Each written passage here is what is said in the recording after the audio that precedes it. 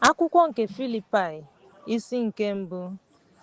Pọl na Timoti, ndị ohu nke Yeshua, nye ndị nsọ niile n'ime Yeshua, ndị nọ na Filipaị, ya na ndị bishọp na ndị dikin. Amara na udo sitere n'aka Chineke nna anyị na Onyenwe anyị Yeshua. Ana m ekele Chineke m na-echeta unu nke ọma n'ekpere m niile mgbe niile maka unu niile, na-ekpe ekpere n'ọṅụ maka mkpakọrịta unu nwere n'ozi ọma site n'ụbọchị mbụ ruo ugbu a. Enwere m obi ike n'otu ihe a, na onye malitere ọrụ ọma a n'ime unu ga-emezu ya ruo ụbọchị Yeshua, dịka o kwesịrị m ikpe unu niile ikpe. N'ihi na ana m echetara unu na ma n'otu m ma n'ihe gbasara nchekwa m na n'ime nkwenye nke ozi ọma unu niile esorola ndị na-eso amara m. N'ihi na Chineke bụ ihe ncheta m, dịka m ji obi m niile na-achọsi unu ike n'ime Yeshua. Nke a ka m na-ekpe ekpere, ka ọṅụ unu wee na-abawanye ụba n'ihe ọmụma na ikpe niile, ka unu wee dabere n'ihe kacha mma, ịdị ọcha na-enweghị mmejọ ruo ụbọchị Yeshua, jupụta na mkpụrụ nke ezi omume nke sitere na otuto Chineke site na Yeshua. Nye otuto na achọrọ m ka unu ghọta, ụmụnna m, na ihe ndị mere m mbụ maka ịkwalite ozi ọma, ka a mara ndị otu m n'ime Yeshua n'ụlọ ikpe na n'ebe niile ọzọ, ka ọtụtụ ụmụnna n'ime Onyenwe anyị wee nwee obi ike n'ihi ndị otu m, ma nwee obi ike ikwu okwu ahụ n'eziokwu. Ụfọdụ na-ekwusa Yeshua ọbụna site n'iro na esemokwu, ụfọdụkwa site n'obiọma. Otu na-ekwusa na esemokwu, ọ bụghị n'ikwesị ntụkwasị obi, na-eche na ọ ga-agbakwunye ihe ọjọọ na ndị otu m ndị ọzọ, ma ha nwere ezi obi, ebe ha maara na a họpụtara m ka m bụrụ onye nchekwa oziọma. Gịnịzi ụzọ ndị a, ma ọ bụ n'ụzọ aghụghọ, ma ọ bụ n'ụzọ siri ike, m na-emekwa ha. M ga-emekwa ha, n'ihi na amaara m na nke m ga-eme ka m nweta nzọpụta site n'ekpere unu na enyemaka nke mmụọ nsọ, mmụọ nke Yeshua, ebe m na-achọsi ike ma na-enwe olileanya na ihere agaghị eme m n'ihe ọbụla, ka m wee nwee obi ike niile dịka ọ dị na mbụ. Otu a ka a ga-eme ka Yeshua dị elu n'ahụ m ugbu a, ma site na ndụ ma site n'ọnwụ, n'ihi na Yeshua dị oke ọnụ ahịa nye m, ma n'ime ndụ ma n'ọnwụ. Ma ibi ndụ n'anụ ahụ bara uru nye m, na ihe m ga-ahọrọ amaghị m, n'ihi na enwere m nsogbu n'etiti otu na ibe ya, na-achọ ka a tọhapụ m ma soro Yeshua nọrọ, nke bụ ihe kacha mma n'ime ihe niile. Ma ịnọ n'anụ ahụ dị mkpa karịa maka unu. N'ime nke a ka m ji n'aka na m ga-anọgide ma nọgide na-anọnyere unu niile, maka ime ka unu sikwuo ike na maka okwukwe unu, ka unu wee dị ndụ ọzọ n'uju na Yeshua maka m. N'ihi na nlọghachi m ga-abịakwute unu, karịsịa hụ unu na ibikọ ọnụ unu dịka o kwesịrị ozi ọma nke Yeshua, ka m wee mara na unu na-anọgide n'otu mmụọ na n'otu uche, na-agba mbọ ọnụ maka okwukwe nke ozi ọma ahụ. Unu atụkwala ndị iro unu egwu ma ọlị, ndị bụ ihe ịrịba ama nke mbibi nye ha, ebe ha bụ ihe ịrịba ama nke nzọpụta na nke Chineke nye unu. N'ihi na enyerela unu site na Yeshua, ọ bụghị naanị ka unu tolite n'ime ya, kamakwa ka unu taa ahụhụ n'ihi ya, ka unu nwee otu ọgụ ahụ na unu hụrụ n'ime m, ma ugbu a nwee mmetụta na unu dị n'ime m. Akwụkwọ nke Filipaị isi nke abụọ. Ya mere, ọ bụrụ na e nwere nkasi obi ọbụla n'ime Yeshua, Ọ bụrụ na e nwere nkasi obi ọbụla nke ọṅụ, ọ bụrụ na e nwere mkpakọrịta nke mmụọ nsọ, ọ bụrụ na e nwere ọmịiko na ebere, meenụ dịka m si eme. Nweenụ otu uche ka unu wee nwee otu uche ahụ. Ka unu kwekọrịta, ka unu nwekwa otu ikpe. Ka a ghara ime ihe ọbụla maka esemokwu maọbụ otuto dị ukwuu, kama ka onye ọbụla n'ime obi ya wee lekwasị onye nke ọzọ anya karịa onwe ya. Unu elela ihe nke aka unu anya, kama lee ihe nke mmadụ ndị ọzọ anya. Ka otu uche ahụ dịrị n'ime unu nke dị n'ime Yeshua, onye dịka Chineke, na-echeghị na ọ bụ ịpụnara mmadụ ihe, ka ya na Chineke ha nhata, kama o mere onwe ya onye na-enweghị aha ọma, o wee were ọdịdị ahụ, e wee mee ya ka ọ dị ka mmadụ. A hụkwara ya n'ụdị mmadụ, o wedara onwe ya ala wee rube isi ruo ọnwụ, ya bụ ọnwụ nke obe. Ya mere Chineke buliri ya elu nke ukwuu ma nye ya aha karịrị aha ọbụla ọzọ, ka ikpere niile wee gbuo ikpere na aha Yeshua, ma nke ihe dị n'eluigwe, ma nke ihe dị n'ụwa, ma nke ihe dị n'okpuru ụwa. Ka ire niile kwupụta na Yeshua bụ onye nwe anyị nye Chineke Nna. Ya mere, ndị m hụrụ n'anya, dịka unu rubere m isi mgbe niile, ọ bụghị naanị n'ihu m, kama ugbu a karịa mgbe m na-anọghị, ka nzọpụta nke unu mee ya n'egwu. Ọ bụkwa Chineke na-arụ ọrụ n'ịma jijiji, n'ihi na ọ bụ Chineke nke nọ n'etiti ya na nke a site n'aka ya, ma uche na omume n'ezi uche, mee ihe niile na-enweghị ntamu na echiche, ka unu wee bụrụ ndị na-ekwulu Chineke, ndị na-adịghị mkparị, ndị dị ọcha, ụmụ Chineke nke na-enweghị nkọcha n'etiti mba ọjọọ, na nke gbagọrọ agbagọ n'ime unu na-enwu dịka ìhè n'ụwa, na-eme ka okwu nke ndụ dị ndụ. Na-ekwu ọzọ n'ụbọchị Yeshua, agbaghị m ọsọ n'ọrụ ma ọ bụ dọgbuo onwe m n'ọrụ. Ee, ọ bụ ezie na eji m chụọ àjà na ndụ, ka m wee jee ozi nke okwukwe unu.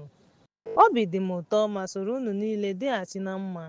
Ya mere, unu onwe unu ṅụrịanụ ọṅụ, nọnyekwa m.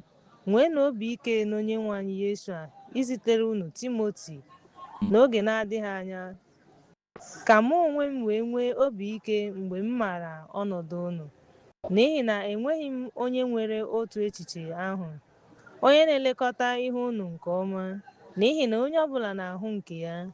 Ma unu onwe unu, ọ bụghị onye ahụ bụ Yeshua.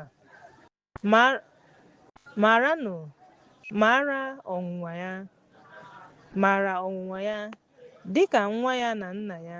O jere ozi na m n'ozi ọma. Ya mere, enwere m olileanya izipụ ozi ozugbo, n'ihi na amaara m otu ọ ga-esi aga n'ebe m nọ. Enwere m ntụkwasị obi n'Onyenwe anyị na mụ onwe m ga-abịa n'oge na-adịghị anya. Ma ahụrụ m na ọ dị mkpa izitere unu nwanne m nwoke Epafroditọs, onye mụ na ya na-arụkọ ọrụ n'ọrụ, na onye ozi unu, na onye jere ozi n'ihe ndị m chọrọ, n'ihi na ọ chọrọ unu niile. O jupụtakwara n'ọchịchọ n'ihi na unu anụwo na ọ na-arịa ọrịa. N'ezie, ọ na-arịa ọrịa. Ọ fọrọ nke nta ka ọ nwụọ. Ma Chineke mere ya ebere, ọ bụghị naanị ya, kama ọ bụkwa mụ onwe m, ka m wee ghara inwe mwute n'elu ihe mwute. Ya mere, ezitere m ya nke ọma ka unu wee gbakee mgbe unu hụrụ ya ọzọ, ka m wee nwee ike inwe mwute dị ala. Ya mere, nabata ya n'ime Onyenwe anyị n'ọṅụ niile, ma jiri ya kpọrọ ihe, n'ihi ọchịchọ Yeshua, ọ gara ọnwụ ya, ọ chọghịkwa maka ndụ ya. ịrụ ọrụ ahụ nke na-efunahụ unu n'ebe m nọ. Akwụkwọ nke Filipi isi nke 3. Otu ugboro ụmụnna m, kwerenụ unu, ọ bụkwa maka unu ka Onyenwe anyị na-anaghị ewute m ide otu ihe ahụ. Kpachara anya maka nkịta, kpachara anya maka ndị ọrụ ọjọọ, kpachara anya maka ibi ugwu, n'ihi na anyị bụ ndị ebiri ugwu, ndị na-efe Chineke n'ime mmụọ ma kwere na ihe efu. Enweghịkwa obi ike n'anụ ahụ. Ọ bụ ezie na m tụkwasịrị obi n'ihe efu.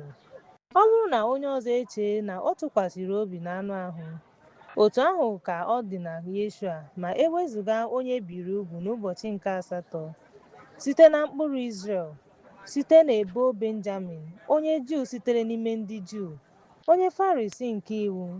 Ma n'ihi na ọ bụ ịnụ ọkụ n'obi, esogburu m chọọchị n'ihe gbasara ezi omume dị n'iwu. A na-abara m mba, ma ihe ndị bara m uru, ewere m ya ka o furu efu n'ihi Yeshua. N'ezie, enweghị mgbagha, ana m ewere ihe niile dịka ihe furu efu n'ihi ihe ọmụma kachasị elu gbasara Yeshua onye nwe m, onye were ihe niile dịka ihe furu efu ma kpee ha ikpe dịka asụsụ, ka m wee merie Yeshua, ka ahụkwa m n'ime ya. Ya bụ, ọ bụghị inwe ezi omume nke m, nke bụ nke iwu, kama nke sitere n'okwukwe nke Yeshua. Ya bụ, ezi omume nke sitere n'aka Chineke site n'okwukwe, ka m wee mara ya, ịdị mma nke mbilite n'ọnwụ ya na mkpakọrịta nke nhụjuanya ya, ka m wee yie ka ọ nwụrụ anwụ. Ọ bụrụ na n'ụzọ ọbụla enwere m ike ime ka m bụrụ onye a ga-eme ka m dịka onye nwụrụ anwụ, dịka mbilite n'ọnwụ nke ndị nwụrụ anwụ, ọ bụghị dịka a ga-asị na emezuola m ya, ma ọ bụ na m zuru oke, kama ga-agbaso ya. Ọ bụrụ na m ga-aghọta ihe m ji ghọta ya site na ya, aghọtara m ya n'ime Yeshua. Ụmụnna m, echeghị m na enwere m, kama otu ihe dị n'ihu, ana m agbasokwa ihe mgbaru ọsọ ahụ nke ọma, maka ịchụso ọgbụgbọ Chineke n'ime Yeshua. Ya mere, ka ndị niile zuru oke nwee echiche a. Ọ bụrụkwa na unu nwere echiche dị iche, Chineke ga-eme ka unu dịghachi ndụ. N'agbanyeghị nke ahụ na ihe ndị a bịara ime, ka anyị gaa n'ihu dịka otu iwu si dị. Chịa ka anyị wee cheta otu ihe. Ụmụnna m, bụrụnụ ndị na-eso ụzọ m, ma lekwasị anya n'ebe ndị na-eje ije otu a nọ, dịka unu mere dịka ihe atụ. N'ihi na ọtụtụ mmadụ na-eje ije, ndị m gwara unu okwu ugboro ugboro. Ugbu a, ana m agwa unu na-ebe akwa, ndị bụ ndị iro nke obe Yeshua, ndị ọgwụgwụ ha bụ ikpe ọmụma, ndị Chineke ha bụ afọ ha, ndị otuto ha dịkwa maka ihere ha, ndị na-echebara ihe ndị dị n'ụwa echiche. Ma ebe obibi anyị dị n'eluigwe, ebe anyị si achọ onye nzọpụta, ya bụ Onyenwe anyị Yeshua, onye ga-agbanwe ahụ anyị rụrụ arụ ka ọ dị ka ahụ ya dị ebube, dịka ọrụ nke o ji nwee ike idobe ihe niile n'okpuru onwe ya. Akwụkwọ nke Filipaị isi nke 4. Ya mere, ụmụnna m, ndị m hụrụ n'anya na ndị na-achọsi ike, ọṅụ m na okpueze m, nọgidenụ n'ime Onyenwe anyị. Ndị m hụrụ n'anya, kpeenụ ka ọ kwado gị. Onye ọrụ ibe gị kwesịrị ntụkwasị obi. Nyere aka n'ime Onyenwe anyị. Na n'oziọma, ya na Clement na ụmụ nwanyị ndị mụ na ha rụkọrọ ọrụ, ndị ọzọ n'ime ndị ọrụ ibe m, ndị aha m dị n'akwụkwọ nke ndụ mgbe niile. nara ihe ọzọ. Ka uche gị nwee ndidi, mara onye ọ bụ. Onyenwe anyị dị nsọ. Unu enwela uche, kama n'ihe niile tụgharịa arịrịọ gị nye Chineke na otuto na arịrịọ na ekele. Udo nke Chineke nke karịrị nghọta niile ga-echekwa obi na uche unu n'ime Yeshua. Ihe bụ eziokwu, ihe ndị ziri ezi, ihe ndị dị ọcha, ihe ndị kwesịrị nsọpụrụ, ihe bụ omume ọma ọbụla, ma ọ bụ ma e nwere ihe ọbụla a na-akpọ aha ọma, ma ọ bụ ihe ị mụtara ma natanụ, ma hụ unu n'ime m na-eme ihe ndị a. Chineke nke udo ga-anọnyere unu. Ugbu a ana m aṅụrịkwa ọṅụ nke ukwuu n'ime Onyenwe anyị, n'ihi na ugbu a n'ikpeazụ a na-emegharị nchegbu unu maka m. Ebe ọ bụ ezie na unu eburula ụzọ kpachara anya, unu efufuola ohere ahụ. Anaghị m ekwu okwu n'ihi enweghị m, n'ihi na amụtawo m inwe obi ụtọ n'ọnọdụ ọbụla m hụrụ onwe m. Enwere m ike ịda mba n'obi, ma enwere m ike ịba ụba n'ọnọdụ ọbụla, n'ihe niile a na-akụziri m, ma afọ juru m, ma agụụ na-agụ m, ma ọ bụ ịba ụba ma ọ bụ enweghị mkpa. Enwere m ike ime ihe niile site n'enyemaka nke Yeshua, onye na-eme ka m dị ike. Ma unu emela nke ọma ikwurịta okwu banyere nhụjuanya m. Unu ndị Filipaị makwara na mmalite ozi ọma ahụ, mgbe m si Masedonia pụọ, ọ dịghị chọọchị ọbụla gwara m okwu ma ewezụga naanị unu. N'ihi na mgbe m nọ na Tesalonika, unu zitere m otu ugboro maka mkpa m. Ọ bụghị na achọrọ m onyinye, kama achọrọ m mkpụrụ nke ga-eme ka akụkọ unu bawanye uru. Ugbu a anatawo m ihe niile, enwere m ọtụtụ ihe. Ejula m afọ mgbe m natara ihe sitere n'aka Epafrodaịtus, isisi ụtọ. Aja dị Chineke mma. Chineke m ga-enye unu ihe niile unu chọrọ site n'akụnụba ya na ebube n'ime Yeshua. Chineke nna anyị, ka otuto dịrị ruo mgbe ebighị ebi. Keleenụ ndị nsọ niile n'ime Yeshua. Ụmụnna ndị mụ na ha nọ na-ekele unu. Keleenụ unu ndị nsọ niile, karịsịa ndị nọ n'ụlọ Siza. Amara nke Onyenwe anyị Yeshua dịnyere unu niile. Amen.